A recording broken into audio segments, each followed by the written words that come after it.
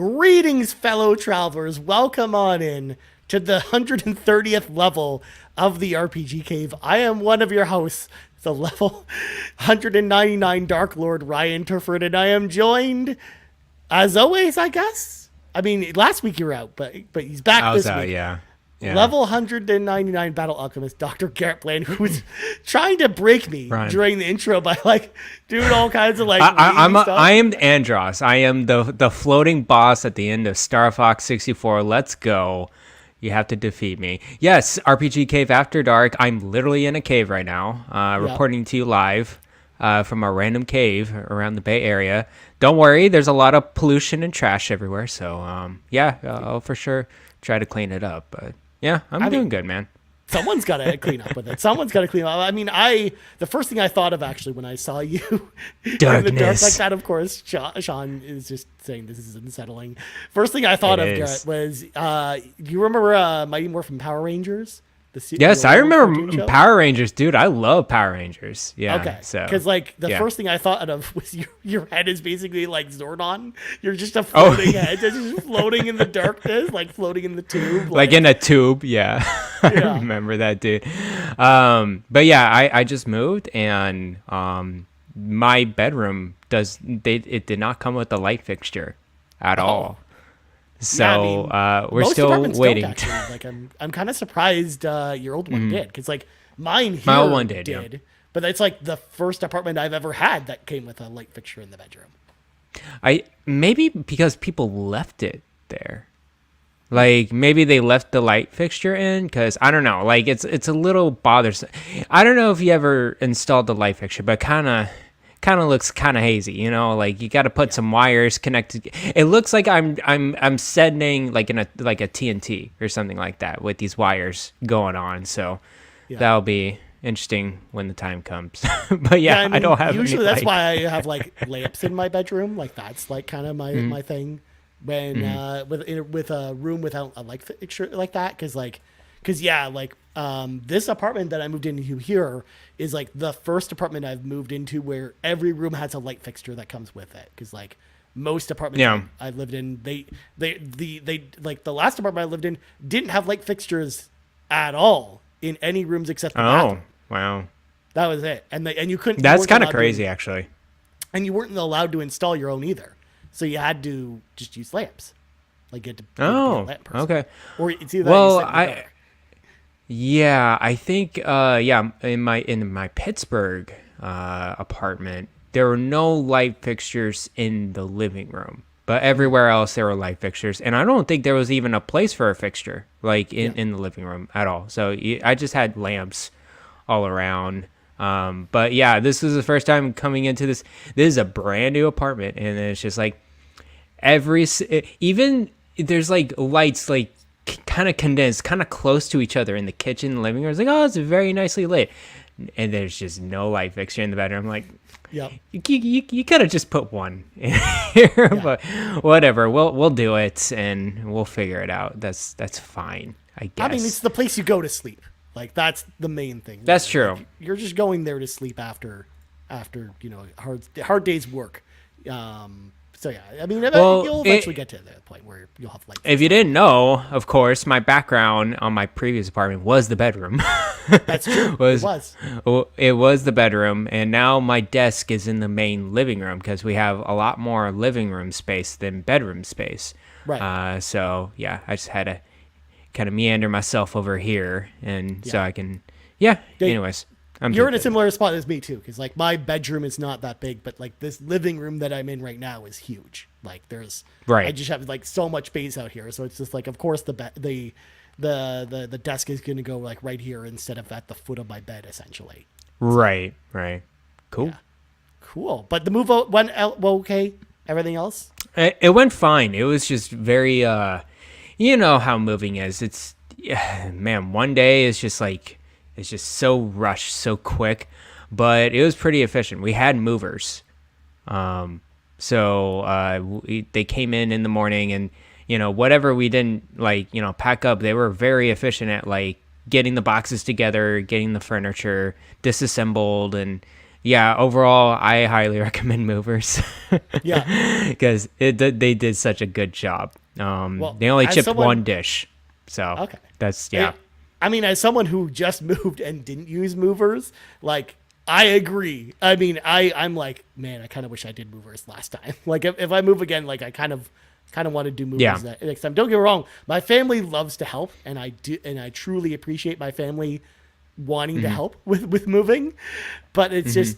I also felt so bad too because like at the time I couldn't really move my legs, so I couldn't really help move, and Right. just movers would have just made that whole experience just so much easier.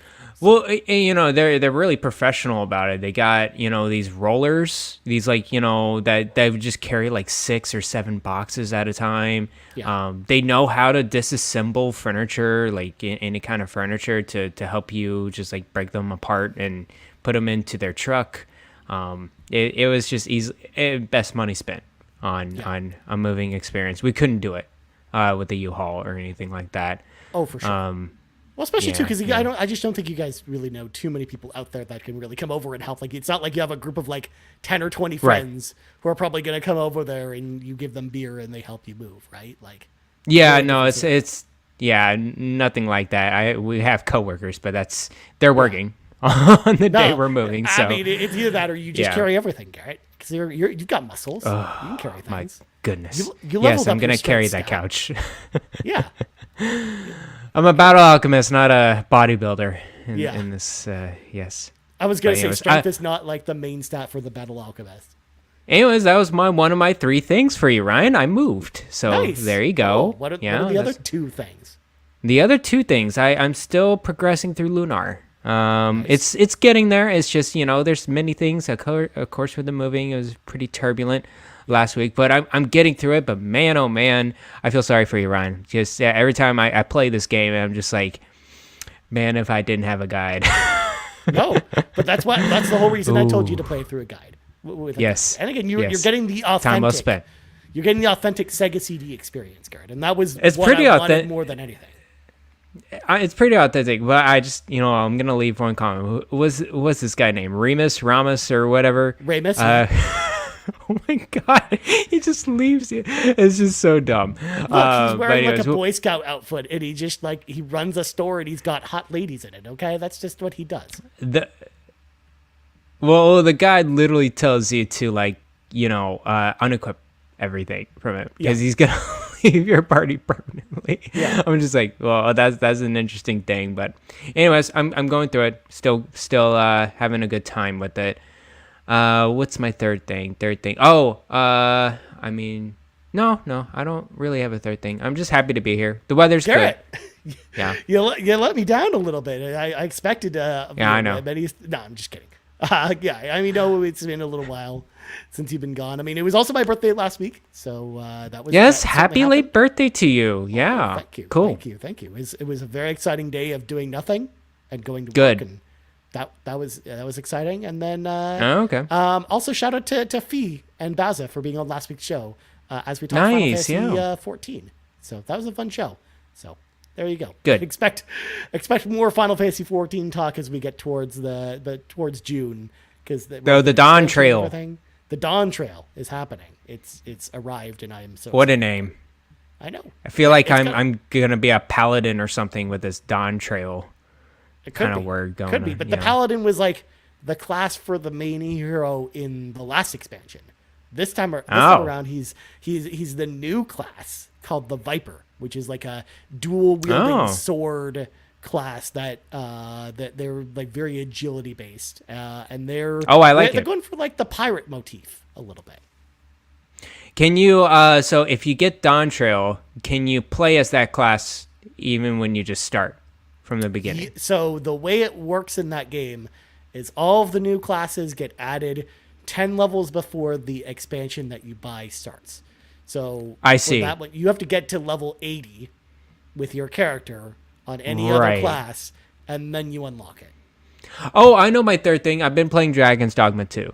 Oh yeah, I was going to ask you about that anyways. You beat me to it because I saw you. There you go. Well, that kind of reminded me when you said about like reaching level 80, you can be that class, because in Dragon's Dogma 2, the biggest change to the first one You could be any vocation you want, any kind of class you want throughout your character's sake. But it's been good, man. I've been only playing like maybe 4 or 5 hours. It's Dragon's Dogma for sure. Yep. I don't know what else to say about that. That's what I heard. That's what I heard. Like I heard, like in a lot of ways, it's just like almost like a remake of Dragon's Dogma 1, to the point where like the title screen doesn't even say Dragon's Dogma 2 on it. It just says no, it doesn't. Dragon's Dogma. No, it literally just says, I'm like, aren't they gonna put a 2 in there somewhere?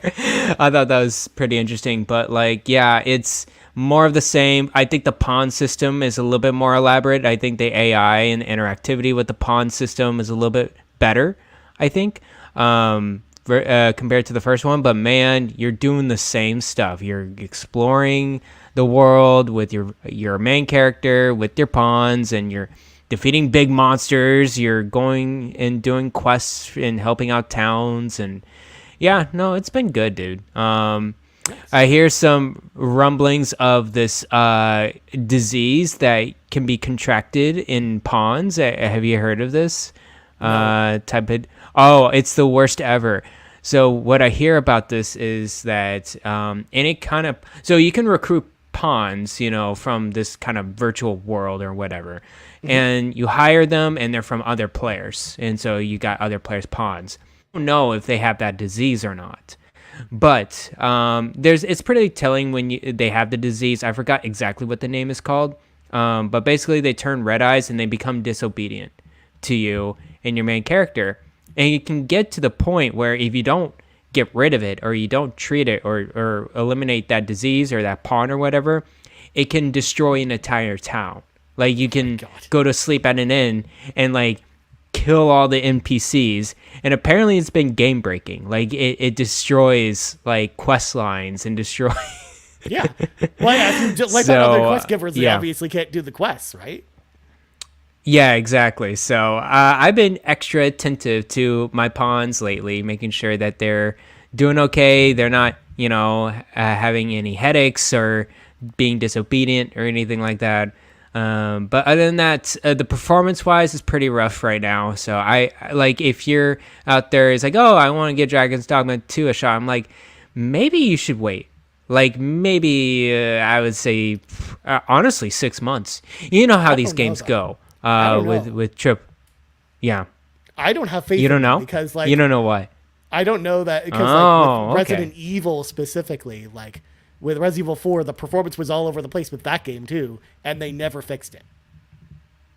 So. Oh, I heard it was pretty good on PC, though. But on PC, anyways, I don't know. yes, but, like, not the console version is kind of all over the place still. So. Okay. Okay. Well, I would just wait it out because they are improving the performance a little bit. Okay. Excuse me, right now. Hopefully. Well, they're gonna. So actually, on console, it's on like it's not locked to anything. It's like the frames are all over the place. Yeah. Very similar to Final Fantasy 16. So yeah, that's one thing that's rough on console. And then I hear on PC, there's a lot of crashes going on, and just like it's not really optimal. So I'll probably just wait it out. And like, I honestly play Dragon's Dogma 1 because I still think that's a very good, accessible game as well. 2 is a little bit more, I would say, really hardcore. It's like the hardcore of Dragon's Dogma 1 because you kind of really get into it with 2. But yeah, anyways. Yeah, it sounds kind of crazy. I know I was definitely, tempted. I was tempted at looking at Dragon's Dogma 2, but I'm like, yeah, man, I've got so many other games to play right now. So you got Rise of the Ronin. I got Rise of the Ronin. I still, of course, I'm playing Final Fantasy 14, and I'm still not finished Unicorn Overlord yet. I'm almost done. And oh, really? Oh, okay, cool. Yeah, and Final Fantasy 7 Rebirth is literally on my shelf, waiting for me to play it. So yeah, you need to play through that, don't you? I kind of do, or else I will never hear the end of it from Matt on the PlayStation Drive. I just will never hear the end of it if I don't play it. So yeah, so get through it. Get through all the games, Ryan. Yep. It's so many games. But anyway, speaking of all the games, Garrett, we should clear the dungeon so we can get to the raid boss as quickly as possible. So before we get into things. If you're watching the live stream right now over at youtube.com/carpoolgaming, or if you're watching the video on demand later, don't forget to tap that like button, slightly tap that subscribe button, and let us know in the comments below what some of your favorite role-playing games of all time are. We would love to hear from you. Also, if you're listening on audio feeds, don't forget to subscribe to us on your podcast feed of choice, or as well, rate us if you're listening on Apple Podcasts or Spotify. That helps the show get discovered. Also, if you want one big podcast feed with the entire Carpool Gaming cinematic universe on it, head on over to our Patreon, patreon.com/carpoolgaming, just like Smokin Joe did, who joined the Platinum tier. So shout out to Smokin Joe. Of course, the Platinum tier being, of course, the official tier of the PlayStation Drive, since it is the Platinum tier, Garrett. That's what we've done. Oh, like the Platinum trophy. I get it, Ryan. Oh, okay. Yes. There's a connection there somewhere. Not just somewhere. a hat rack, my friend. That's just where we are. And then we also have a website, carpoolgaming.com, where we've got all of our sweet merch, like the RPG Cave t-shirt, as well as all the other merch for all the other shows. You can head on over there as well. Well, without further ado, Garrett, it is now time to read from the sacred texts, because we are going to, kind of finish a cycle of shows that have happened across all of the Carpool Gaming shows. This actually it started with the PlayStation Drive, where we did our 5 favorite games of all time for each of the hosts. And then the other shows kind of followed suit, where they did the best Nintendo games, the best Xbox games, and tonight, Garrett, we're going to round things out with the best role-playing games. Now, when I say the best, I mean our personal favorite role-playing games. These are not the critics' consensus, like if we're putting our critic hat on and saying, well, critically, with X, Y, and Z points, these are the 5 best. Because if you want that, you can go to Metacritic, sort the RPGs, and then sort by score. Like that, if you want that, that's what you need to do. But here we're gonna give y'all a little bit of our flavor and talk about some of these games. I will mention that some of these games, of course, we talked about on the show before. That's just bound to come up in a conversation like this. Oh, definitely. But I will tell you, at least from my list, there are 2 on the list that I haven't really talked about on the show at all. So we're gonna get some unique conversations tonight. And then, of course, shout out to the RPG Cave community for submitting all of y'all's lists. And we got like 2 pages. It's crazy from people, from everyone in the community. So shout out to everyone. But before we get into it, Garrett, I want to know, because like this is a thought I had before the show. I'm like, what do we call the community, the RPG Cave community? Like, what are the name of the fans of the RPG community? Because, like, for example, I really like a show on Shudder called the Last Drive-In with Joe Bob Riggs, and they had the fans of that show referred to as the Mutant Family. So, like, I'm like, what is the fancy name for the RPG Cave community? Is it the Cave Dwellers? Are we the RPG Cave party members? Like, what do we refer to our fans as, Garrett? I mean, Dwellers is fine. I don't know much else. You could put Xenobabes in there. I don't know if everyone's gonna agree. I don't think everyone will agree to that, but that's an option. Cave Dwellers is fine. I think I'm cool with that. Yeah. All right. Well, Caveman and woman, I'm cool with that. Yeah, but then we gotta we gotta try and keep it gender neutral. I think it's just easier. Okay. Sounds good. Yeah. Cave people. I mean, the chat has a lot of interesting suggestions here. The squatters. Dwellers, squatters, hibernators. Oh, the NPCs. I like that. The NPCs, the non-podcasting character. Why is Sean? Sean's a genius. Look at him. Look at him in the chat. Great ideas. Yeah, and I like the NPCs. Let's just go with that. Yeah. All right, we're gonna go with that. I'm locking it in. That's pretty great. Yeah, let's go. So we'll get to the questions from the NPCs later, the non-podcast characters, a little bit later in the show. But until then, Garrett, it is time for you and I to go through just our favorite 5 role-playing games of all time. No limits. It's just whatever we define as role-playing games and whatever our 5 favorite games are. Obviously, our list is going to, maybe be different from y'all, dear listeners' list. And that's okay. Like, if we don't mention your favorite game here, that's okay. This is just our list. This is not meant to be, again, like an encompassing list of the best role-playing games out there. In fact, maybe we'll save that for another show, because I would be interested, Garrett, to go to Metacritic and see what like the best rated role-playing games of all time, and if we think they actually are the best role-playing games of all time. Does Metacritic? I'm sure they have a genre called role-playing game. They do. You can sort by genre. Okay, I'm curious how in depth that is. Like, do they do action in Japanese role-playing games? You know, those type of subgenres of the RPG. I'm curious. Not even just Metacritic, but even OpenCritic as well. We can really just kind of take an episode and look in depth with that. Yeah, because Metacritic, I'm looking right now, they have action RPGs, MMORPGs, just RPGs, like plain RPGs. Right. And that's it. Like turn-based strategy is also a category, so I imagine you do that to all the action RPGs. Right. But yeah, this is I'm already clicked on one of the categories, and I'm already like, this is already a weird and interesting list already. So yeah, we'll have to do this at some point. All right, sounds good. But we'll do an episode later about that. Cool. Yeah. So Garrett, would you like to go first or second, my friend? I'll go first. And you know, my top 5 could fluctuate. I would think, you know, my there's for sure 2 or 3 games that'll always be in my top 5, but yeah, we'll kind of go back and forth like usual. We'll do like one each. Kind of in the moment.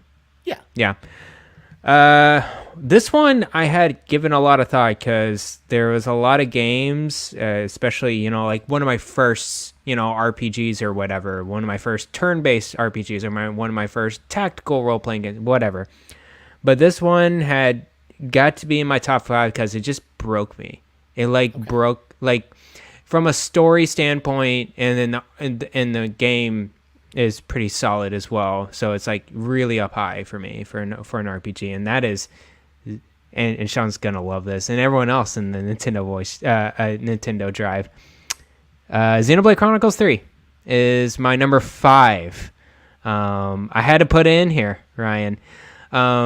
I think what this game does, you know, I had to pick one from out of the Xenoblade series for sure, Chronicles series. And this one really just like took me in for a ride. It's a roller coaster of an RPG. The world is fully realized. It's a great premise, a great story in the beginning, and how 2 opposing teams and armies, you know, a subset of them get together and they're their own squad, and they're trying to take down what is actually happening. You know, it's like this conflict between these 2. It's like a yin and yang type of deal, and then they're trying to figure out who is pulling the strings, who is the puppets, or the puppet masters out of this whole story and this whole world. And you get to the ending of this game, and you're just like, and the connections between the second and the first game as well, it just breaks my heart. Like there's just so many moments that it just touches all different kind of human aspects, humanity, friendship, war, the concept of terror ending, and then, like, you know, what's love and what's romance. Like they touch on everything in this game, which I really enjoyed. I think the combat of this game is the most involved out of all the Xenoblade Chronicles series. Not to say it's probably my favorite type of combat, but it is what it is with Xenoblade Chronicles. You get this kind of passive action-based kind of combat, but I do love the world. I do love the enemies in this world, and yeah, that's pretty much it. I just had to say Xenoblade Chronicles 3 has got to be in my top 5 because there was just some points in that story that really just broke me. So, anyways, that's it, Ryan. There you go. Nice. Coming out strong. Yeah, I mean, Sean Capri just said you just got a raise in the chat because... Oh, sweet. Yes. The excitement is real, guy. People, of course, love Xenoblade Chronicles. You know, our community has been talking about it forever. Of course, the Nintendo Drive on this week's episode, when they did their favorite, you know, Nintendo games of all time, it was, of course, in many lists on that show as well. So people like this game, Garrett. Even I'm definitely like in the minority of in terms of being in the group that just doesn't like it as much as a lot of other people. And you know what? That's okay. I'm okay. I do have to say though, yeah, the Xenoblade Chronicles series is an acquired taste. It's not for everyone, and so I don't, yeah, like I'm not gonna go with anyone saying, oh, you have to play this, you're gonna love it, I'm gonna force it upon you. It really is. There are some issues with these games inherently, and actually, Xenoblade Chronicles 2 is rough.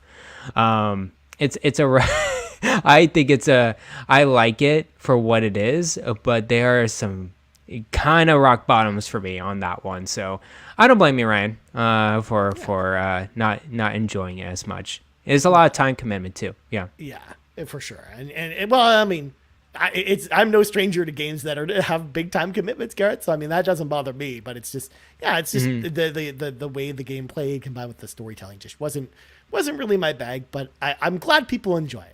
Is more along the lines of it. And you know what? I'm happy to be wrong in my own Ryan Turford way. Just like in the same way that when I talk about Zelda 2, you know, sometimes I'm correct about some of the stuff and people just don't want to hear that. That's okay.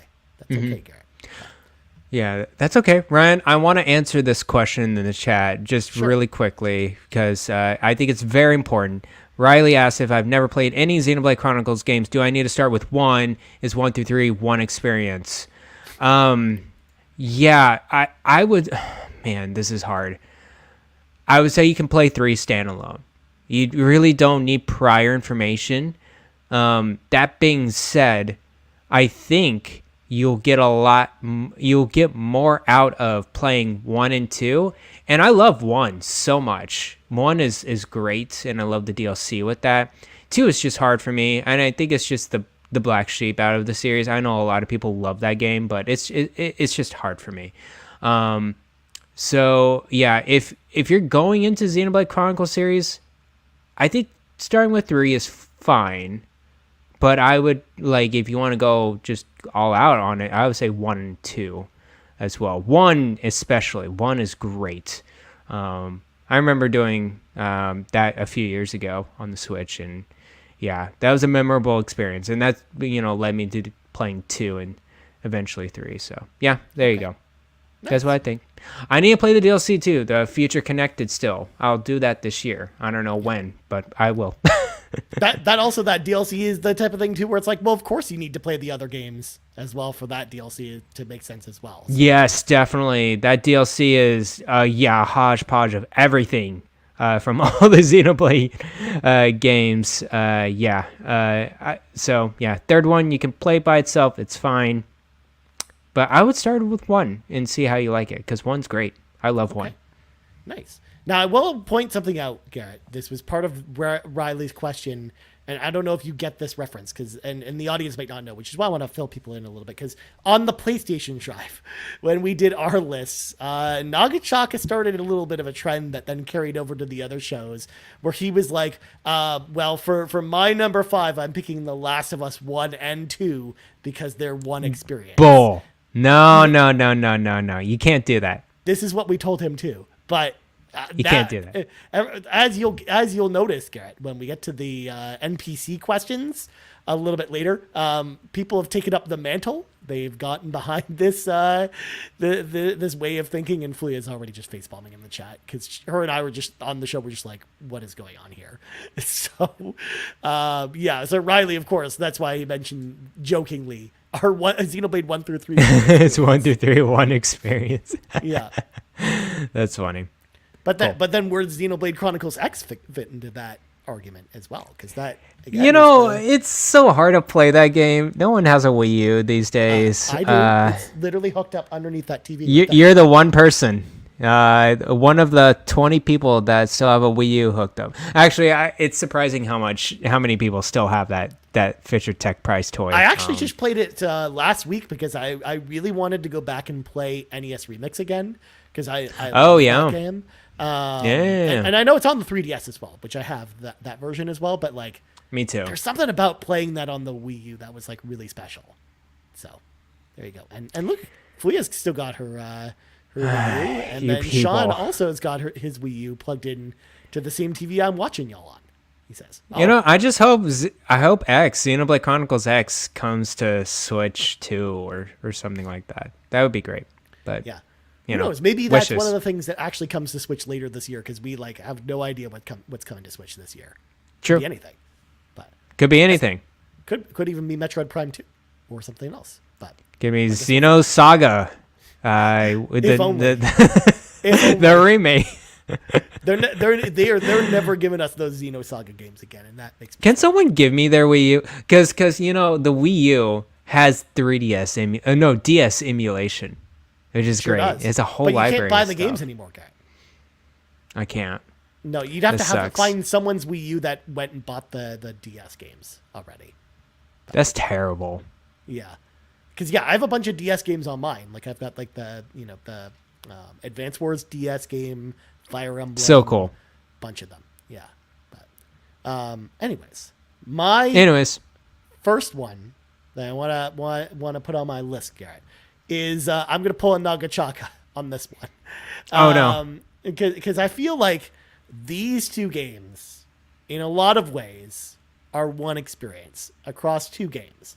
Because they really tie close together, and they feel like they're like two parts of a trilogy, but the third game never came out. There was just never a third part to the trilogy, even though there was supposed to be. But I'm referring to BioWare's Star Wars Knights of the Old Republic and Knights of the Old Republic 2 on the original Xbox. Like, I mean, Knights of the Old Republic was the game that got me to buy an original Xbox because I loved Star Wars. I loved role-playing games at the time, and I was like super into this idea of playing like a turn-based role-playing game in the Star Wars universe, and I loved it. The story was fantastic. It's so well written. The characters are so well written and lovable. Like I love the cast from the first game, but even more so, KOTOR 2, The Sith Lords. I think this game is even better than the original. This one's actually made by Obsidian and not BioWare. Yeah. But the downside to KOTOR 2 and why most people don't put it above the first one is just the ending kind of falls apart because they kind of ran out of development time where they were basically told from the start of the development, hey, you got to get this game out in 9 months. And they're like, oh, well, we were basically able to finish everything but the ending for this. And fans went together and actually put together like fan-made DLC for the ending of KOTOR 2 to actually give it its proper ending that it was supposed to have. But alas, it's still like one of my favorites. I love both those games equally, and I'm only doing this at this slot of the list here because it is my bottom of the list here, and it's tough to pick one over the other, I think. And like I mentioned, I think they kind of like the Mass Effect trilogy, they feel like companions to each other. Like they are very much like part of the same trilogy, but just without the third part, essentially. So I got to give a shout out to KOTOR 1 and 2. I think they're fantastic games.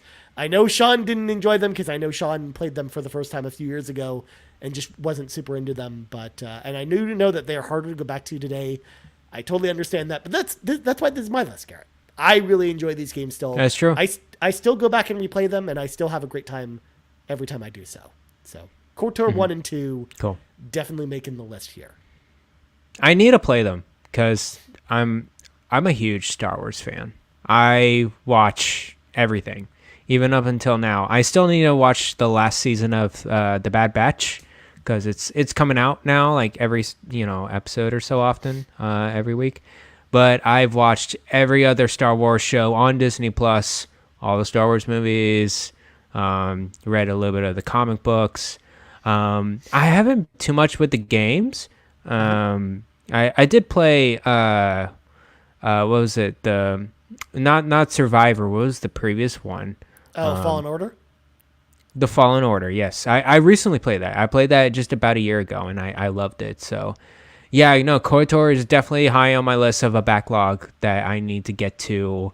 And I think I'll like it. I think I'll appreciate it because I love Star Wars in general. So, well, not only that too, like the combat is actually much more similar to a CRPG than your typical. Oh, okay, RPG. great. Like it's much closer to something like Baldur's Gate than like Mass Effect or like Persona or something like that. It's like very very like D&D based to the point where like when you look at the skills and stuff, it's like all like I love it. When you use Force Lightning, it's like using 1d6 to calculate it and stuff like that. Interesting. Okay, yeah. So it's more, yeah. It definitely is it turn-based CRPG type of style going. Yeah, the action plays in real time, like with your character's attacks are automatic, and then you pause the action to then assign commands.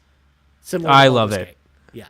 Yeah, no, I love this. Yeah, okay, sounds good. And are you, as Riley pointed out in the chat, are you looking forward to the remake that's still in development by Saber Interactive?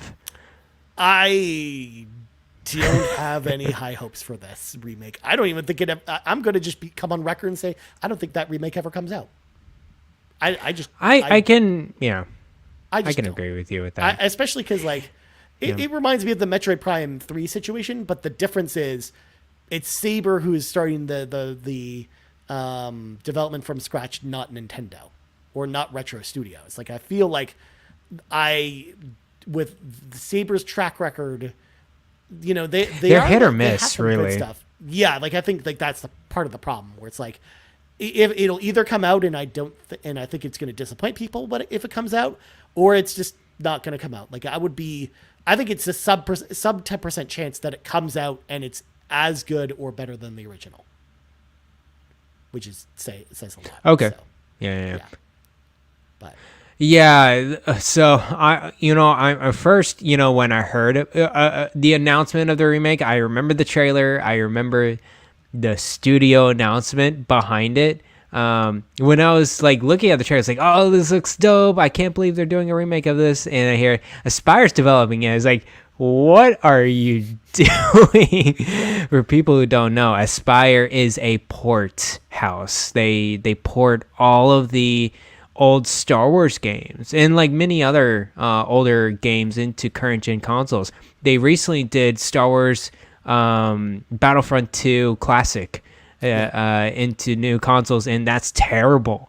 So I think Sony they just made an off decision there. I don't think they really knew what they were doing with deciding. I think THQ Nordic has decided, oh, you're gonna do the KOTOR remake because you've been doing all this Star Wars stuff. No, I actually think so. I'm going to correct you a little bit, Garret, because I remember the story being that Aspire were the ones that actually pitched the idea to THQ Nordic. They had like a whole pitch behind what their vision for a remake was. And when Sony talked to THQ Nordic about the idea of a KOTOR remake happening, it was Aspire that came forward and did the pitch for that. So I see. So put into it, and then Sony just saw the development. It's like, nah. We're done and scratched it. Yeah, as far as we know, Sony's completely out, and it's just under Saber at this point. But yeah, we'll see. I remember like a quote going around a week and a half ago where Saber, the president of Saber, is like, "Yeah, just don't expect the KOTOR remake this year." And then people were really disappointed in that. I'm like, who expected the KOTOR remake was going to come out this year? Like they restarted development like at the end of last year. Like that game's that game is at least 5 years away. Like that's Metroid Prime 4 territory where they think about when, like, it's been 5 years now since we got the announcement that the development restarted on Metroid Prime 4. I would imagine we're in the same boat currently right now with KOTOR remake going forward. I'm with you though. I'm not really excited to see this game. No, if people want to play this, curious. Like either play it on PC or go back and play the Xbox versions of these games because they hold up right via back combat. So go for it. Yeah, get in there, play some Pazak, which is the card game that's in there. There's a card game in there. Nice. There is a card game called Pazak. Garret, it's great. I love it. I love it. All right, Garret. Okay. Number 4.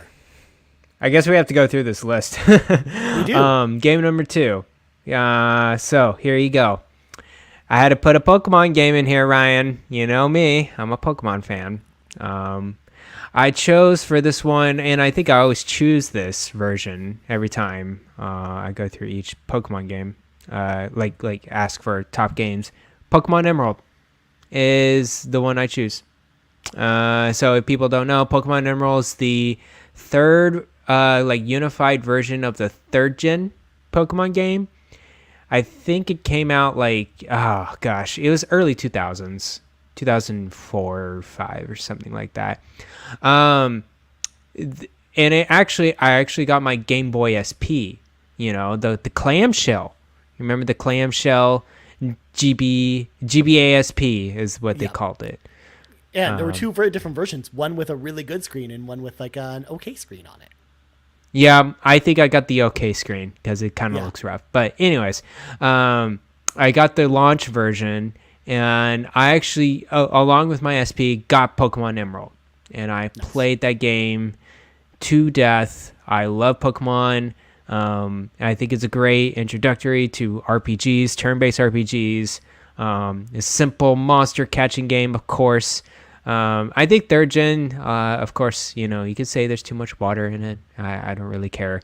But I think for people who wants to get into Pokemon now, I think it's fine. On Switch is a little iffy right now. You can start with Scarlet and Violet, the latest versions, if you want. Just know that the performance is not there anymore. It's very rough. You're gonna go through this game. I think you're still gonna like it. You're gonna go through this open worldness, but the graphics are rough. The performance is rough. So if you can get past those two things, I think it's a solid Pokemon game. Other than that, what's accessible? Pokemon Legends is an accessible game, but it's very different. It's not a traditional Pokemon game. It's more like open zone type of. I wouldn't say monster. It's not Monster Hunter, right? It's more just like a monster catching open zone game with some quests around and more exploration. I enjoy it, but it's not a traditional Pokemon game. But I would recommend the Let's Go Eevee, Let's Go Pikachu series. I think that's a good way to have kids to go into Pokemon, traditional Pokemon games as well. Especially a good transition from Pokemon Go. I wish the more of the classic GBA, GBC Pokemon games were on Nintendo Switch accessible, but they're not. I think the latest one you can get is on 3DS. You can get the Crystal version, but that's pretty much it. The 3DS games are good too. You could get those. You can't now. Yeah, not anymore. Okay, they shut it down. So yeah, Pokemon Emerald, still my favorite, the GBA, one with Rayquaza, that, wants Kyogre and Groudon to settle down, all the legendary Pokemon.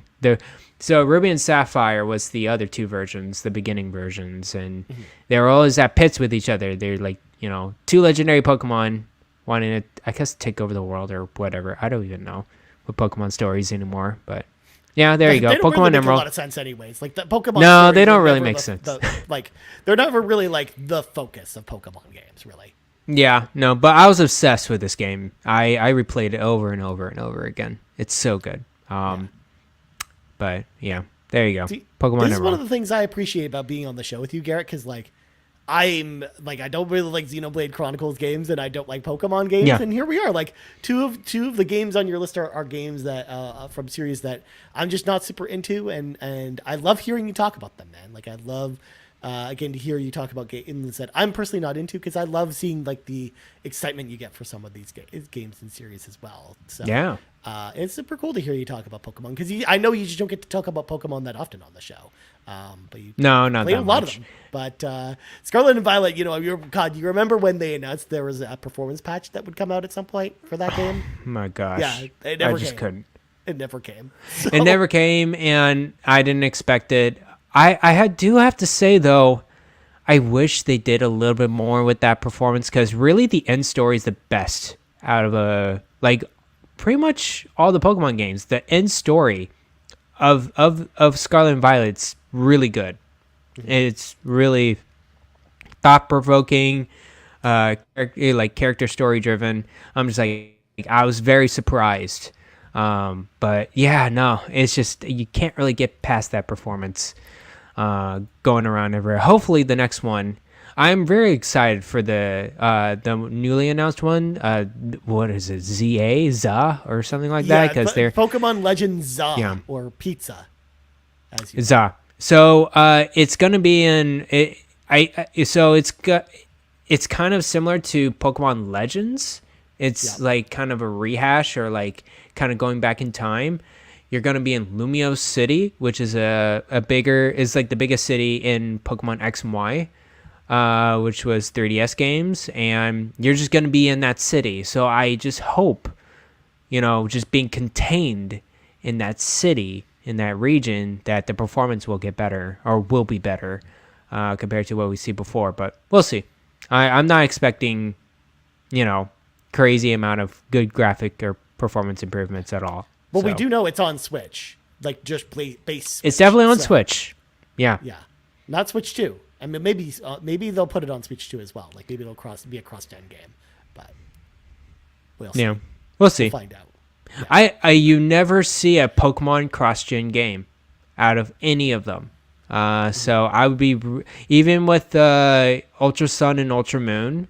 That was the last 3DS Pokemon games, and those came out 2017 or something like that. Like pretty late in the 3DS cycle. So I kind of doubt if they launch it on Switch, I doubt it will be on Switch 2. But I think Switch 2 is gonna be backwards compatible in general. So I don't think it matters too much. But true. But I mean, like, you never know. The Switch 2 might, if it also has performance problems, the Switch 2 might not fix those performance problems. I don't think they'll just well optimize them. Yeah. We'll see. Yeah. Also, you made a good point about Sun and Moon as well, because Ultra Sun and Ultra Moon came out after, like, a year after the Switch kit was out as well, and they were just on it was kind of 3DS crazy too. how late they were. Yeah. They were like, hey, here's the new set of versions, and they're on 3DS. You can buy them. You can play them. I actually never got Ultra Sun and Ultra Moon, but I heard they're pretty good compared to the original ones. So yeah, I never played them either. So. Anyways. But yeah. All right, moving on, Garrett. My number 4 is a game I haven't really talked about it on the show at all because we haven't done another episode on this game because it's a PlayStation 1 game. And we just haven't really had anyone on the show who's played this one. Oh my God, Skinny Matt's just pointing out Dr. Blaine's head. It's like in Futurama, and of course you're just making it worse, Garrett. You're making it worse. I have so many future. I have so many like creative ideas to make up for that picture of your head after. I'm gonna be talking to Benjamin Franklin on the right over here. Good God. Anyways. Legend of Dragoon is my number 4 game, Garrett. This is on the PlayStation 1. This is a Sony first-party game because this was made by Japan Studios. Shuhei Yoshida worked on this game. Which is just crazy to think about because he was running PlayStation for a long time, but now but it was cool that this was like back when he was a game designer.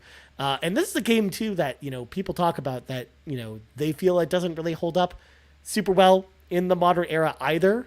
But I don't know, man, it's just, this is another game like KOTOR where I still have a lot of fun going back to this one. So this one takes place in a fantasy world and you play as this character called Dart, and his, friend gets kidnapped and he's got to go save her. But this leads to this whole situation where the evil empires tried to kidnap her for a specific reason because she's like the moon child is what she's referred to as. But then your characters gain the power of the legendary dragoons, which allow you to, don this cool armor and have the ability of dragons. And each of the characters has the abilities of a different elemental dragon. So like the main character has like the fire dragon, another one has the power of like the dark dragon and stuff like that. Like it's really cool. They have these like really over the top moves and stuff like that, but you can't use those all the time. So I love the combat and the way that kind of feeds into the story, with some really heavy story elements as well, which I really like how they handled. And I love too also the combat itself is not just turn-based. It has this, action element to it where you're almost playing like a rhythm game when you do your attacks, where Okay. Every time your character goes to swing, you have to, hit the button at the right time, or else your attack will stop right there, and you'll do less damage. And some of these, So like Super Mario RPG, kind of deal. Kind of like on. that. Okay, cool. But each of the characters, as you level them up, they'll earn larger and larger combo strings. So some of the characters will have like 15 hit combos by the end of the game, assuming that you can get all the hits down, and they do so much damage if you can actually make it all those combos. As Skinny Matt's points out in the chat as well, making the combos is super fun. Yeah, it really like got you engaged in the battles that in a way that other turn-based games at the time didn't really do that. Because otherwise, outside of that, it really just feels like your standard turn-based role-playing game. But I really like enjoyed that element of the combat, and it really separates itself from a lot of other games. But again, besides that, the story is excellent. It's a long game across 4 discs. Garrett, 4 PlayStation 1 discs. That's so many. My goodness, it's so many. So many. Yeah. I will say 4 too many. Yeah. The downside, of course, is the English translation is not great for this game. There's definitely a lot of spelling errors or weird things. Like one of my favorite lines is like, the king is talking, the king who's like a party member in your party. He's like talking about how like his loyal subjects would make fun of him, but the way he gets that across is like if the Knights of Serdio saw me now, they'd fall over, and it's just like. And that's it. That's the end of his sentence. But it's like fall over laughing is what he's supposed to say. Oh, yeah. But it's like they'll fall over essentially. Like that's like that's a thing. So yeah, there's little things like that are like very silly with the storyline, but with the translation. So I love Legend of Dragoon. It's like a very nostalgic pick for me for making this list. And it's a game that, again, it's kind of like KOTOR, where I'll go back to it, every year or so. And still have a great time with it. And it's on PlayStation 5 with a platinum trophy, which I need to go get at some point. I haven't done the platinum run yet for Legend of Dragoon. I think it's pretty attainable, though. It's basically just beat the game and then do like some of the side quest stuff. So, yeah, definitely got to throw them there. So Legend of Dragoon. Cool, man. Hopefully one day there will be a full RPG Cave episode dedicated to that. But, hopefully. That's a tale for another day down the road. There you go. That's my number 4 guy. Cool. All right. I hear about this game. Well, yeah, I've been hearing this game from you for a long time. Yeah, for a long time. I definitely would like to play it. Maybe this year. I think I know I'm stacking up on the backlog of the backlog of adventures, but I think we can make it fit this year, for sure. So. Maybe. Anyways, I mean, I already have your next game lined up, Garrett, and it's not this. So that's true, but I think we can compile. I'll let you make the decision after Final Fantasy VII, see a classic, and see how it goes. Yeah, I think we can make it happen this year for sure. Okay. All right, next one, Garrett. So, number 3, of course, this is not a surprise to anyone. I had to pick a Bethesda game, and I choose this one. Elder Scrolls. Isn't it 5? Elder Scrolls 5? Skyrim. 5. The V. Yes. So this was my first Bethesda game I played. And I find this one to be the first Western role-playing game where I'm like, I love RPGs. I love Western role-playing games a lot, and I remember, my experience playing this game initially, like 2011 or around there. Yeah, like late 2011. Well, it was 11. I was still 2011. Right. That's when it got released. I got it for Christmas later that year.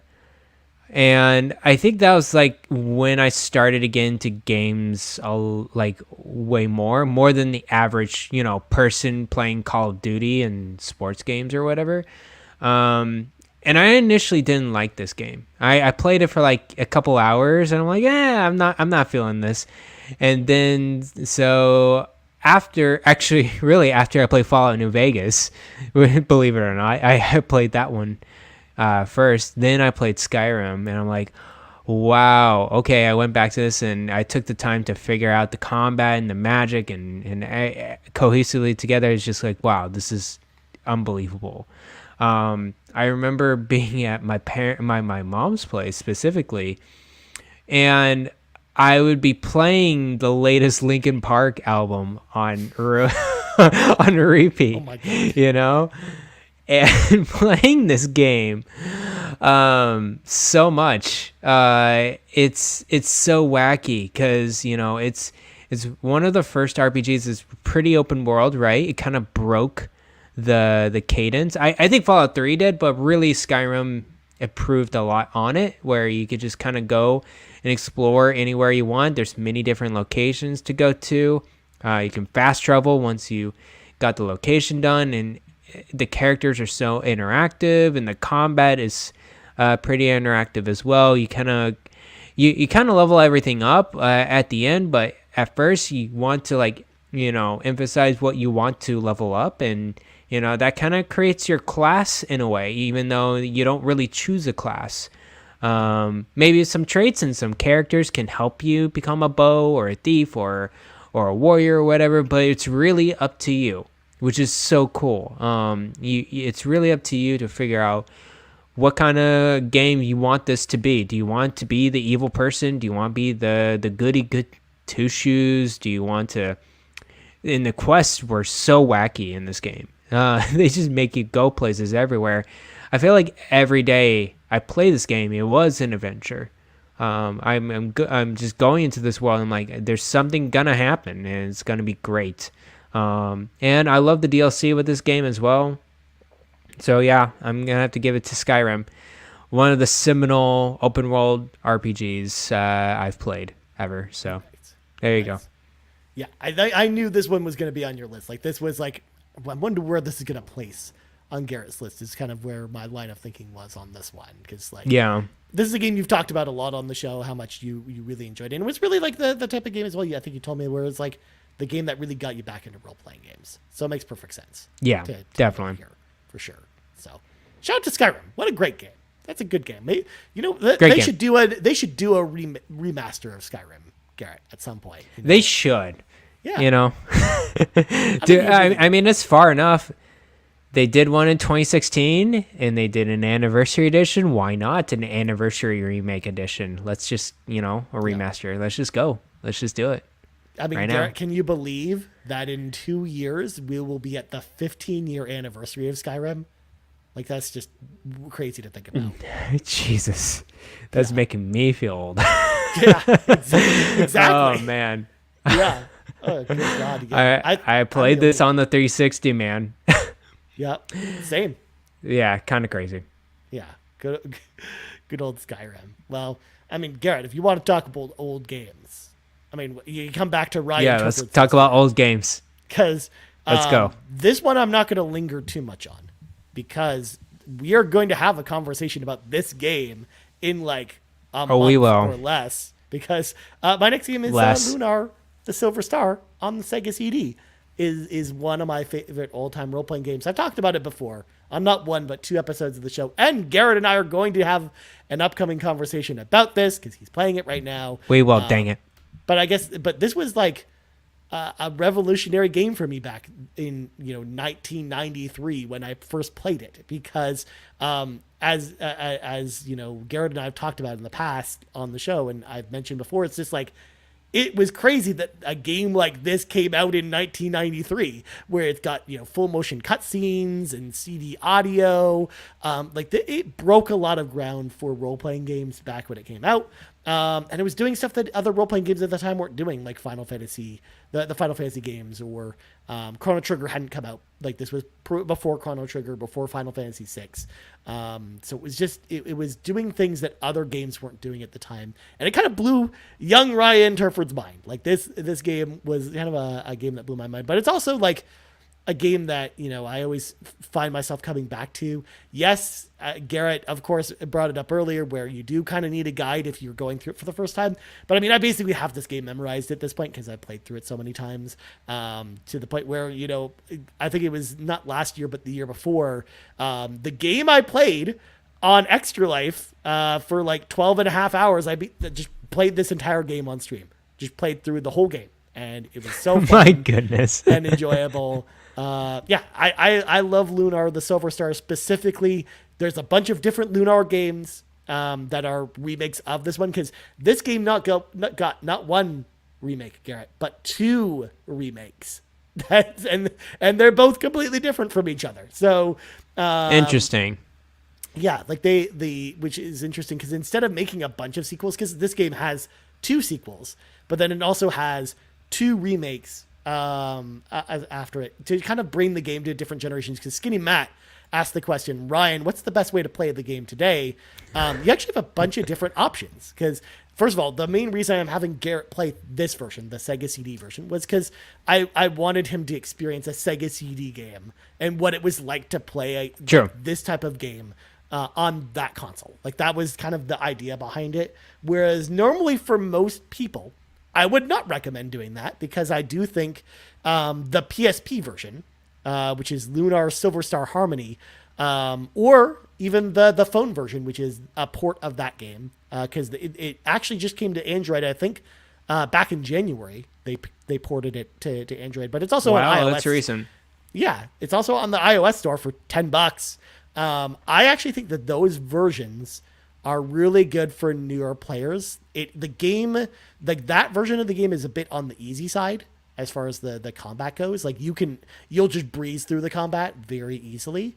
But the story is still intact, and the story is still really good. The story is still one of the best parts of the Lunar games. And as well, like the cast of characters in particular, like your main party, I really enjoyed, despite, Remus kind of being a bit of a putz, like we talked about earlier. Like, the rest of your party members are great in Lunar, especially like Kyle and Jessica are 2 of my favorites. I really love them.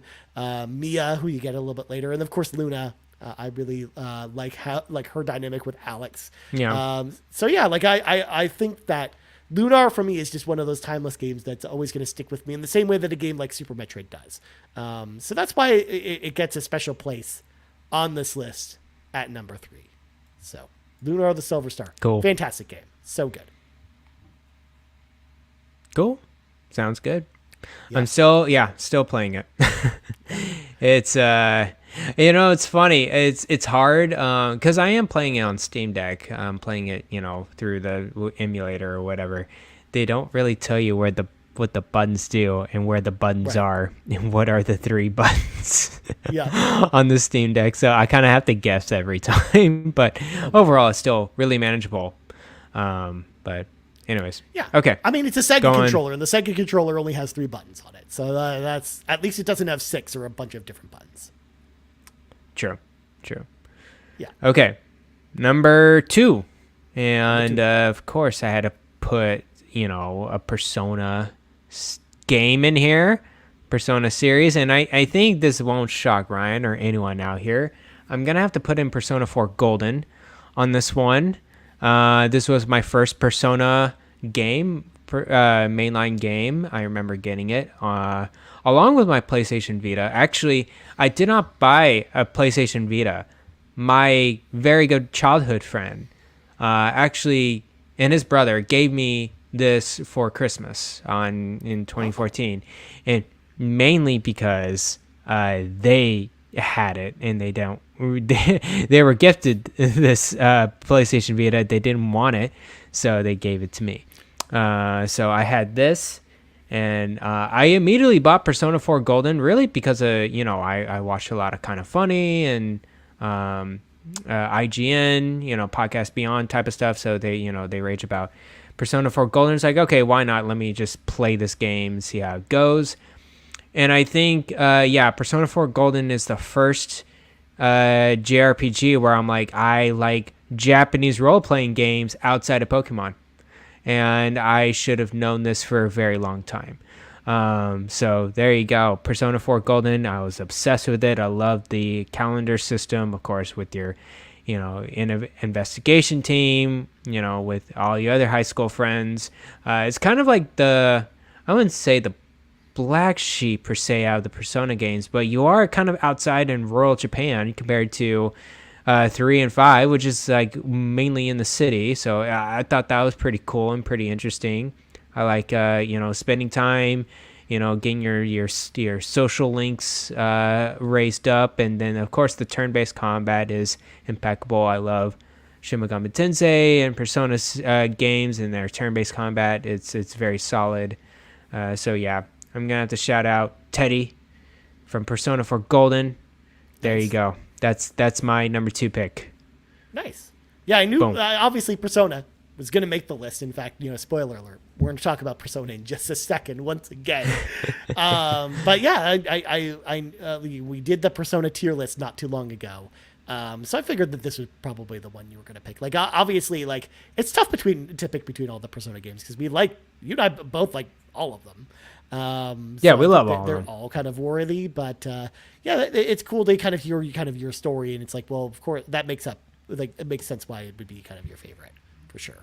And yes. I of course, also was listening to Podcast Beyond and stuff at the time, and I remember Greg Miller never shutting up about that game. So yeah, I remember that being a thing and being very influential on a lot of people. Also, I just thought that was hilarious that your friends were just like, yeah, I don't want the Vita because there's like nothing to play on it, and so they gave it to you. I just thought that was funny. It's just a funny story. Yeah, they gave me that, and I think the Mortal Kombat game that launched at the time there, and I never played the Mortal Kombat game. I'm not a big fighting game person. That game was Mortal Kombat 9, the same as the PS3 and 360 game, but just on the Vita. It actually ran pretty well. That was actually one of the better Vita launch games. That's cool. Yeah. That's cool. Cool. Yeah. Well, still have it. Nice. Well, Garrett, my number 2 is a game. Your number 2. We just talked about yes, 2 or 3 did. weeks ago in a review discussion, and it's also the newest game on this list because it's Persona 3 Reload. Is my second favorite role-playing game of all time, because this spot was previously occupied by Persona 3 FES. But as we talked about in the review discussion for Persona 3 Reload, Persona 3 Reload basically does everything that game does, but better.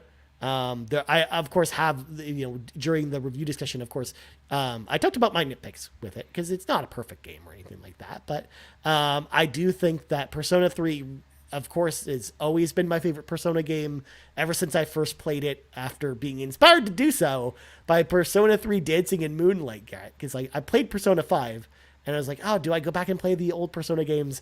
But then when I played the Persona 3 Dancing games, I really got into the music from both 3 and 4, and that's what inspired me to go back and be like, okay, now I definitely need to go back and play these old Persona games and see what all the fuss is about. So that's when I played those games for the first time. And when I did that, because I played basically 4, 5, and 3 all around the same time, that's when I came to the conclusion was Persona 3 is my favorite of the 3 of them.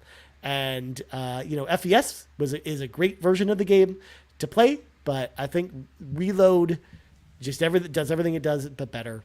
And I still love that game for all the reasons we talked about in the review discussion. So I won't go over them there. If you want to hear kind of all the things I love about Persona 3, go back and listen to the review discussion that we did, a couple episodes ago. But Persona 3 Reload, man, it cracked my list. I didn't think that my list of old RPGs would be cracked with a new one anytime soon. And here we are with Persona 3 Reload. They did it. They did it, and especially with episode I guess I feel like that's coming out in September. I feel like that's going to really tie it together. So there you go. That's my number 2. I can't wait for it. Nice. I did beat it, after our reviews discussion. I love the ending of this game. I think it's one of the better endings of any of 4 Golden or 5, base 5 of what I played, right? I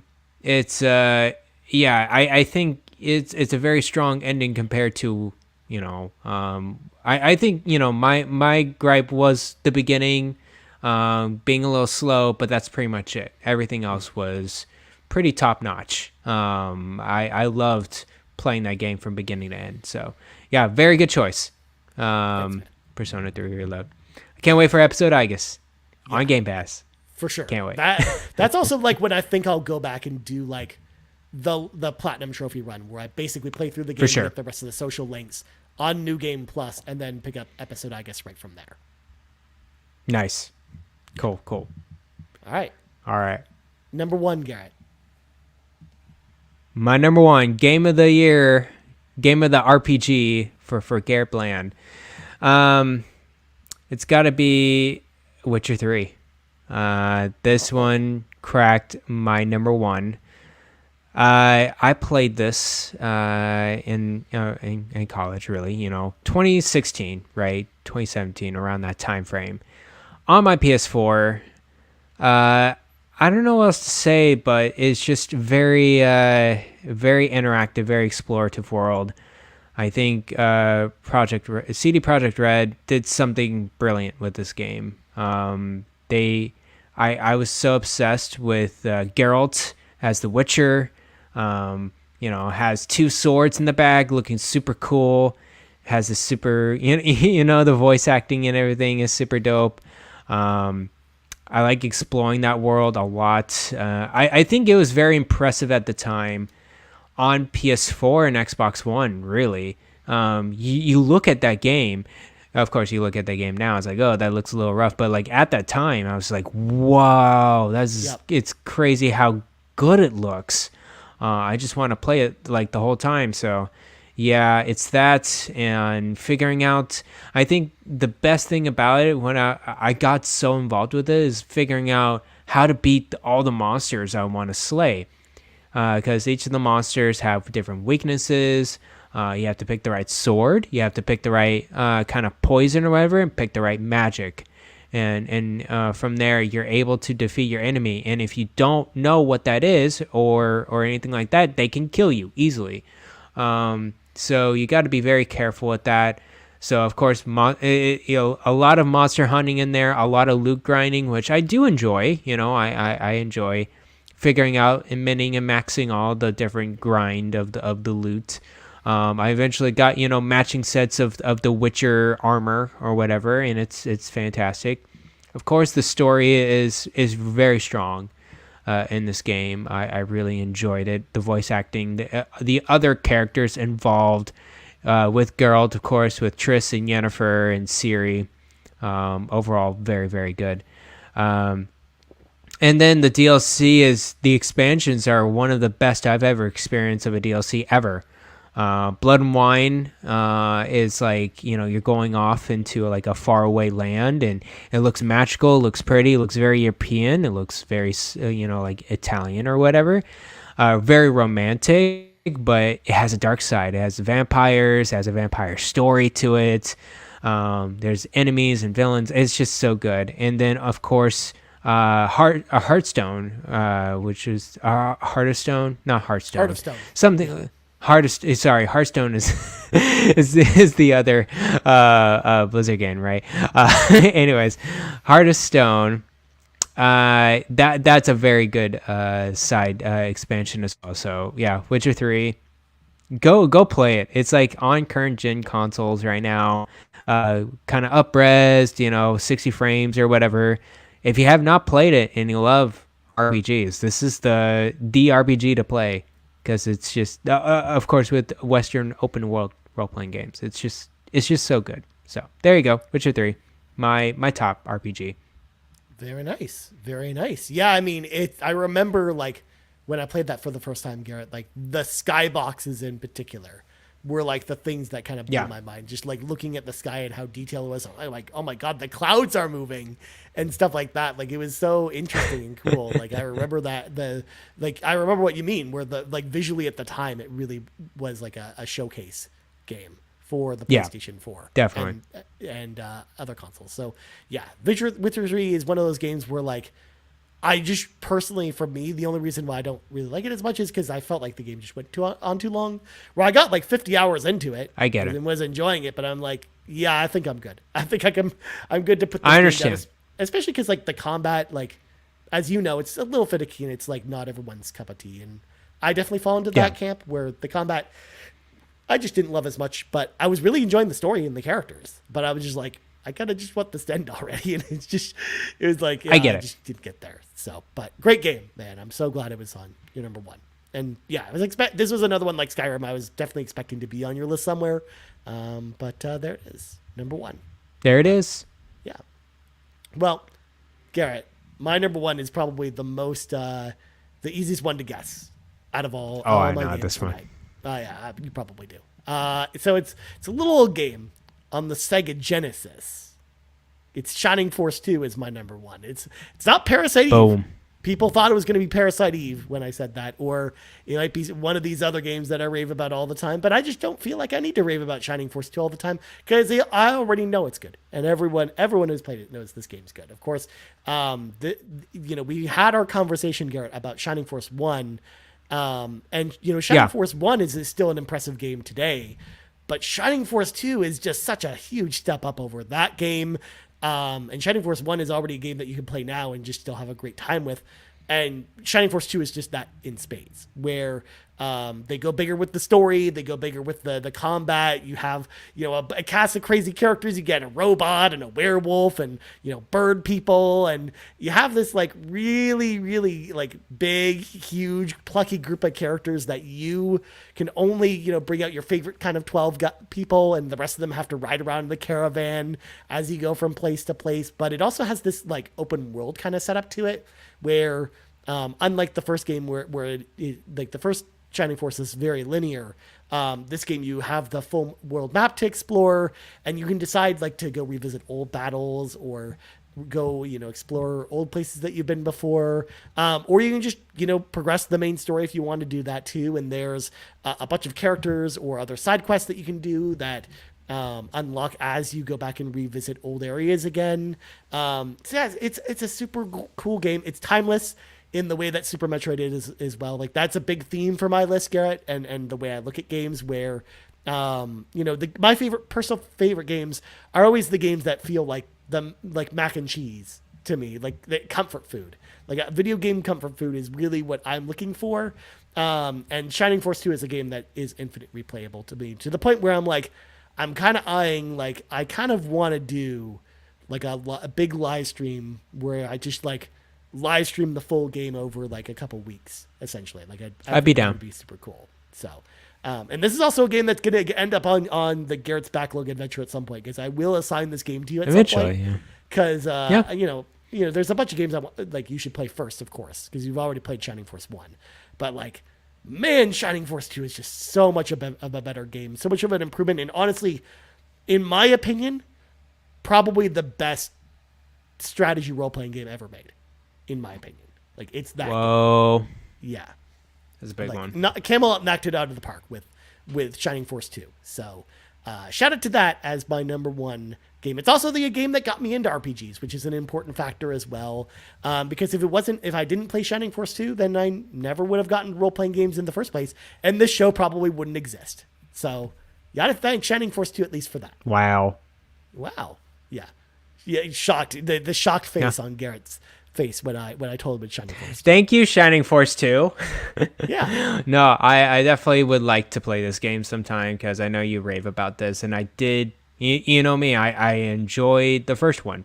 Yeah. Very much. And it's on Nintendo Switch online, which is a great accessible way.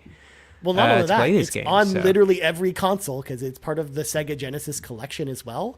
That's great too. Which is like a $20 collection on every platform, or it's also available as an individual game on Steam for $2.99. So, yeah, lots of different options to play this game. It's on multiple platforms, and I'm also just like, it's killing me that Sega is just like never going to go back to this, because I'm just like, they should go to the Shining Force. You would hope, right?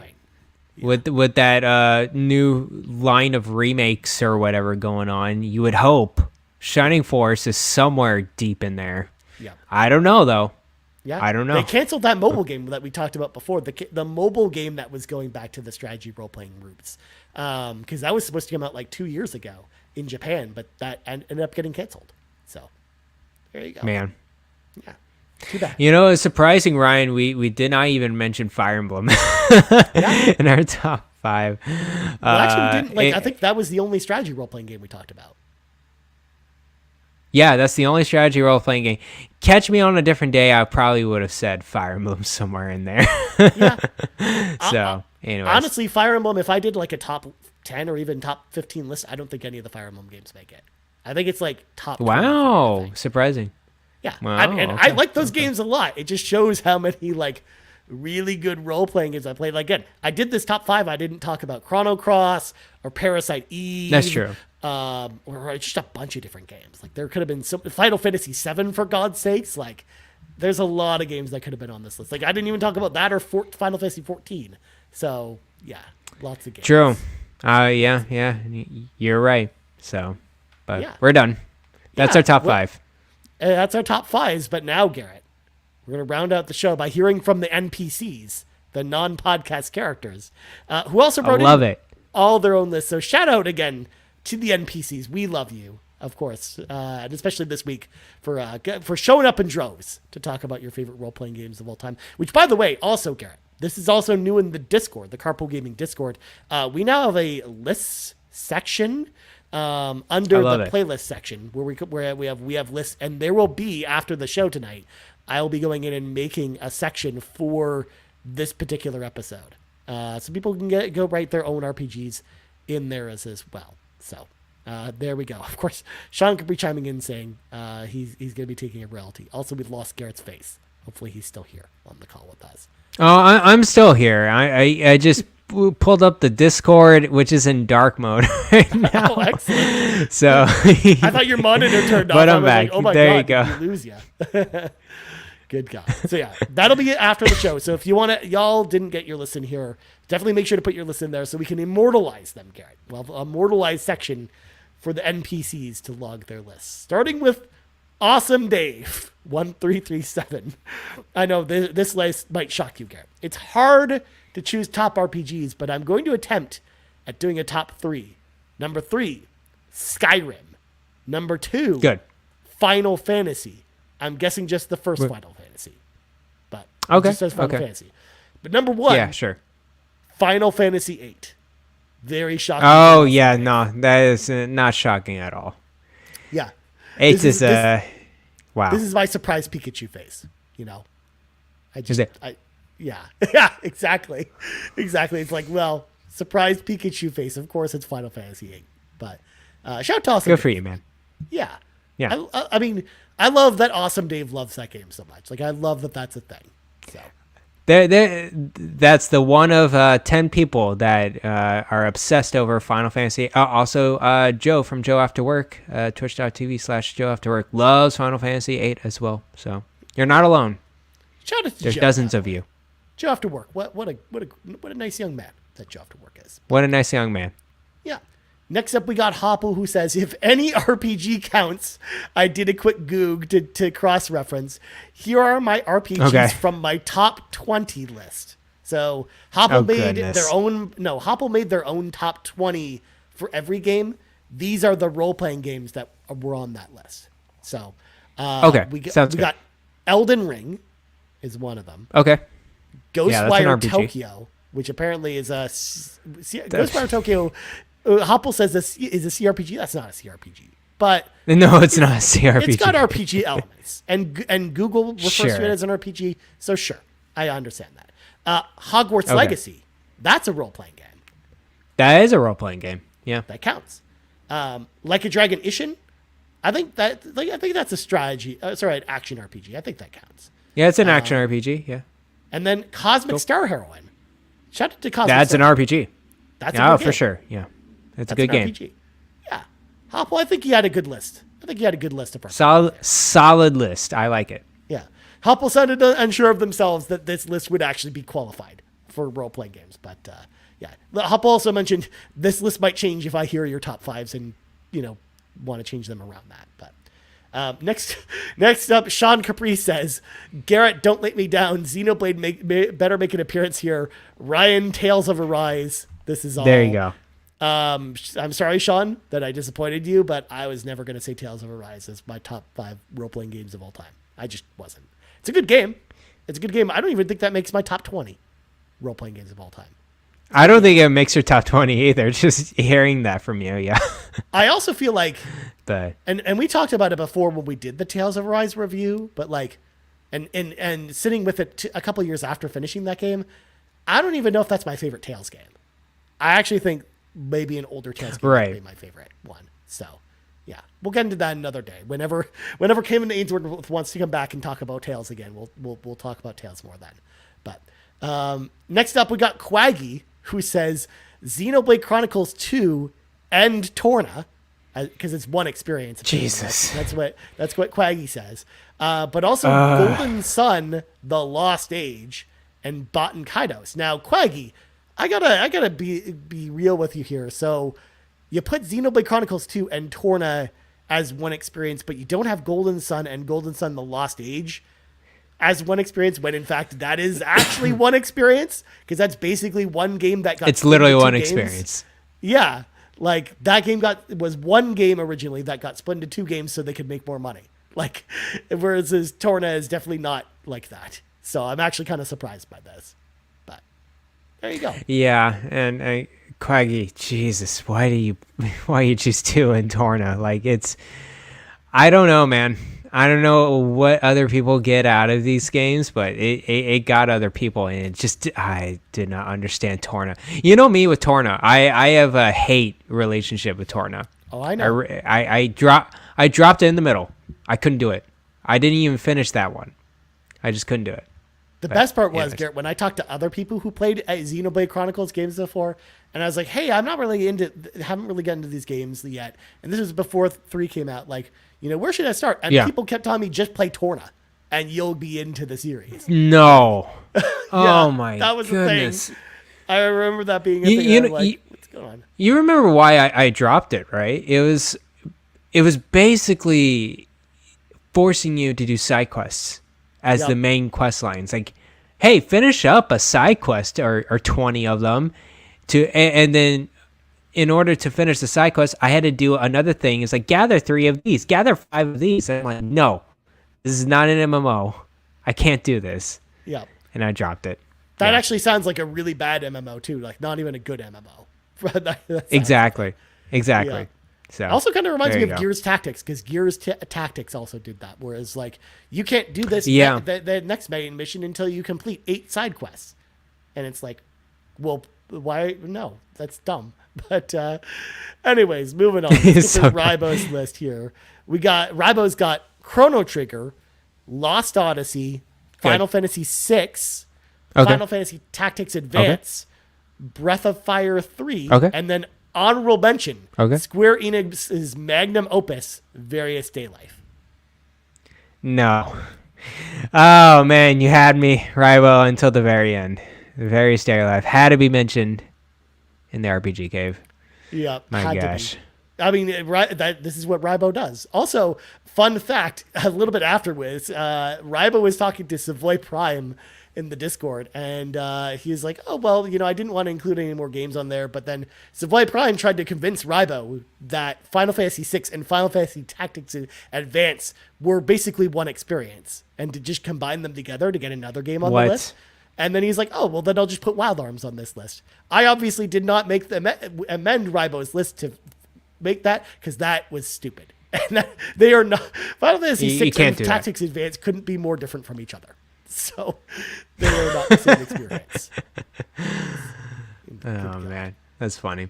All right. Next up, we got 3KR, who, of course, who I think is actually newer in the Discord. So shout out to 3KR for helping. Nice. Shout out. Newer to the NPCs, I will say. See what I did there? Merchandise.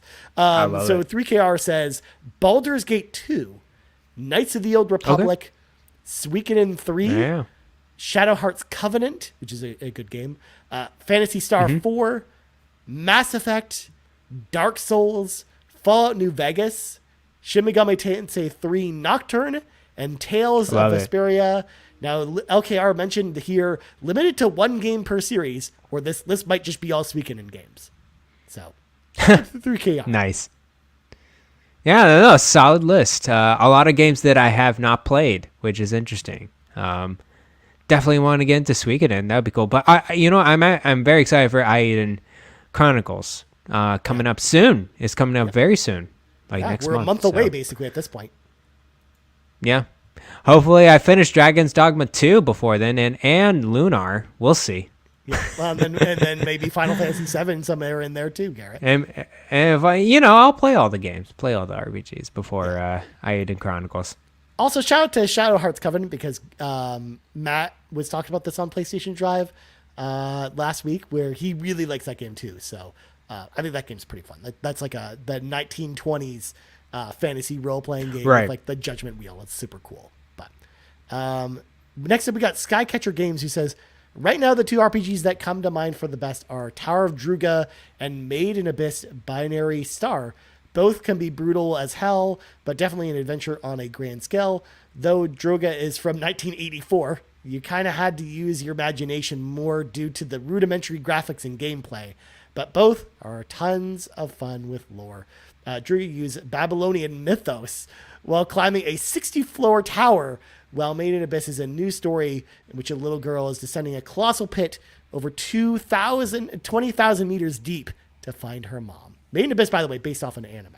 But Tower of Druga, that's like an old person RPG, Garrett. That's like from the olden days, like before my time kind of thing. Yeah, I'm hearing this, and I've never heard of those titles before in my life. So, wow, those, yeah, really going deep in the well there. Yeah, cool, man. Nice. But next up, we got Shy Guy Tar. This is Shy Guy's new name. Shy Guy Tar. Shy Guy Tar. It's Shy Guy playing the guitars. The new profile pic for. I love it. Thank you, Shy Guy. Shy Guy says, Xenoblade Chronicles 3, Crosscode, Undertale, Final Fantasy VII, and Faxanadu on the NES. Now, he has a little note here. Not a brilliant game, Faxanadu is, but I have fond memories of playing that game with my dad. So shout out to So Shy cool. Guy with Faxanadu. First of all, Faxanadu, for folks that don't know it, it's kind of like a side-scrolling action RPG, very similar to Zelda 2 in a lot of ways. But that game has like a banging soundtrack. Like the music in that game is really good, like really solid. And yeah, the gameplay is kind of janky to Shy Guy's point, but that game is very fun. I enjoyed it enjoyed that on NES. Going back to that later. Cool. So there you go. Cool. Good list, Shy Guy. But next up, we got Jarden. Jarden says Final Fantasy VI, Persona 4 Golden, Cyberpunk 2077, Yakuza Like a Dragon, and Fallout 4. Okay. Looking forward to your list. It's gonna be a fun show tonight. Yeah, like a bunch of newer games on this list, and of course Final Fantasy VI and Persona 4, of course.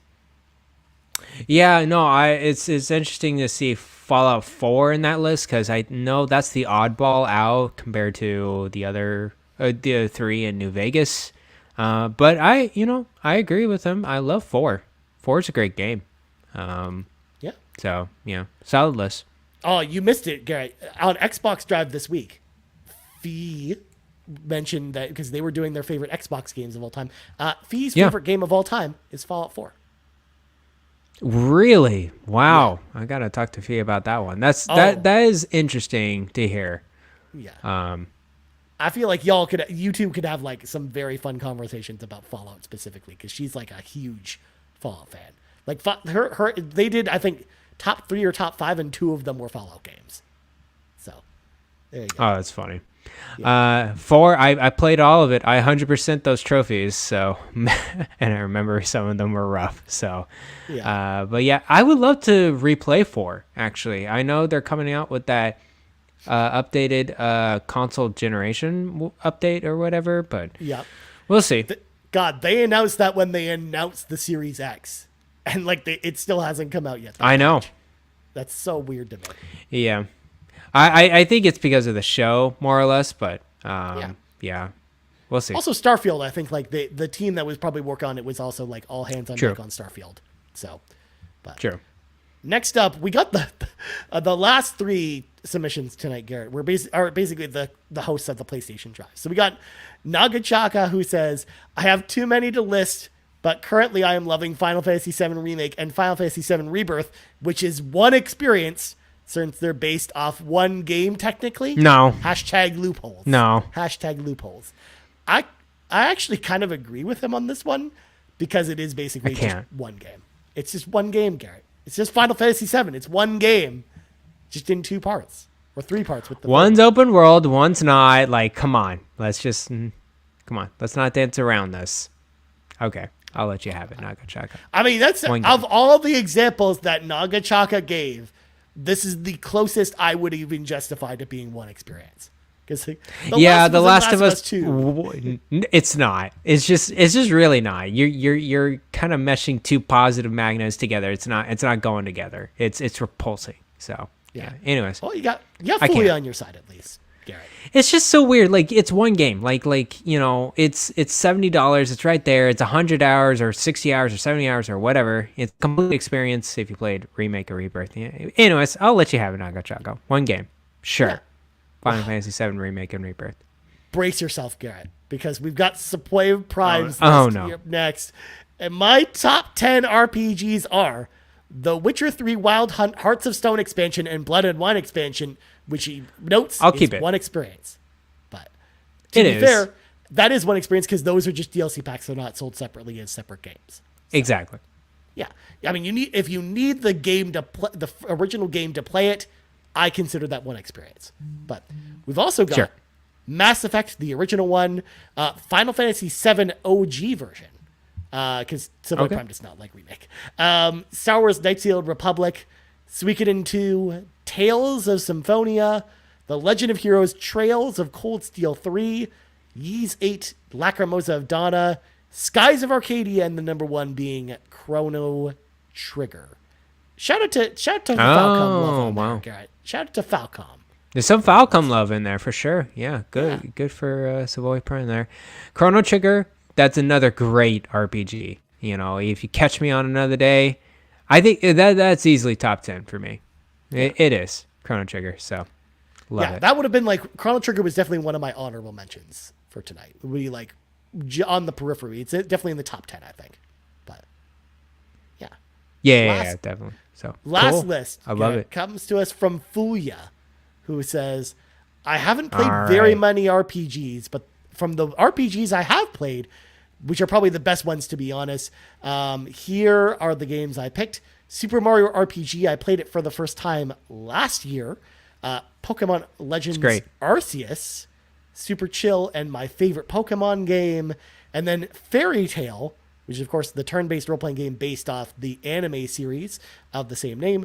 Fulia also notes, I'd also put Final Fantasy 16 on this list, but I knew you two would be disappointed in me if I had it there because you don't really classify it as a role-playing game. But yeah. Yeah. Okay. Cool. I like it. It's a good list. It's a good list. And I think that Fairy Tail game, we've talked about it on the show before, but I think that game's like underratedly good. Like that's actually like made by the same team as the Atelier games, and I think it's actually a pretty good role-playing game. But Oh, nice. yeah. Well, there you go, Garrett. That is all the lists. We made it through all of the NPCs lists again. Shout out again to the NPCs for submitting your lists for the show tonight. Shout out. We will be filling the Discord after the show with the rest of these lists. But before we go, Garrett, we of course have to thank all of our patrons over at patreon.com/carpoolgaming, starting with our ultimate producers, Tony Baker from the Quest 4 Pixels podcast. You can check them out over at youtube.com/Quest4Pixels today. Jonathan Brown, the man behind the music on the Xbox Drive and the PlayStation Drive. You can check out his link tree, linktr.ee/PME/JIB. Again, the link is in the description of this podcast. Lee Navarro, the fearless leader of the Phoenix Overdrive Extra Life team. You can check them out over at phoenixoverdrive.com, or you can head on over to the Extra Life page, sign up for the Phoenix Overdrive team, and maybe join us in New York in November, because we're gonna be gathering and playing Crazy Bus on the Sega Genesis. It's gonna be great. And Cwagmire, who reminds you that the best babes are in fact Xenobabes. Our platinum producers are Robby, Bobby Miller, and Smokin Joe. And our gold members, Adam K, Anna, Awesome Dave 1337, BobLoblaw, Brad Moore, Brian Reese, Cecily Carrozza, CrocoKyle, Dan and Luma, Dannohh, Emily O'Kedley, Jan32, Marcus O'Neill, Peje EP, and Tim Aulph. Huge thank you once again to all of our patrons over at patreon.com/carpoolgaming. If you want to hop in the car with us, of course, head on over there and choose the tier that's right for you. But until then, Garrett plugs go. You can follow me at Twitter at Blind Explosion. You can also find me on the Discord. I talk about all the RPG stuff. I read every message. I do. Of course, I don't get involved to each and every conversation because you guys go crazy and go wild with all the, I don't know, the shenanigans that you're into. Whether It is a bit of a mess in there, I'm not going to lie sometimes. It gets really messy in there. The trail series is talked about often in there. And of course, many RPG announcements surrounding and many articles shared. I love the RPG Cave Discord channel. They lots of good folks there. And then if you want to talk all about PC handhelds, just shoot me a message. I will be happy to talk about all the Steam Deck stuff. So nice. There you go. Also, Garret, I'm also going to give you a small plug as well because you didn't mention this, but you're on Shack this week as well. Oh yeah, I was on Nintendo Shack from Play Some Video Games, my old territory. I guest with Donnie and Delvin. It was a very nice to talk with them about some Switch stuff and what's going on in Nintendo world. So yeah, just go head on over to PSVG. I'm sure you can find podcast services or on YouTube. So there you go. Yeah, that was fun to see. That's why I wanted to give it a shout out because I know Rebecca was away this week, so it was cool to see you on the show, and just like old times. So, but yeah, definitely, it was cool. As for me, you can find me on the old Twitter, aka as X at Ryan Turford. God, the show's been going on so long, my brain has stopped functioning. You can also find us. Our brain is our friend now. Yeah. You also find us on X at Carpool Gaming, right here at youtube.com/Carpool Gaming. Of course, podcast services around the globe. So for Garret Bland, I'm Ryan Turford. This has been the 130th level of the RPG Cave, and we're out. Bye-bye.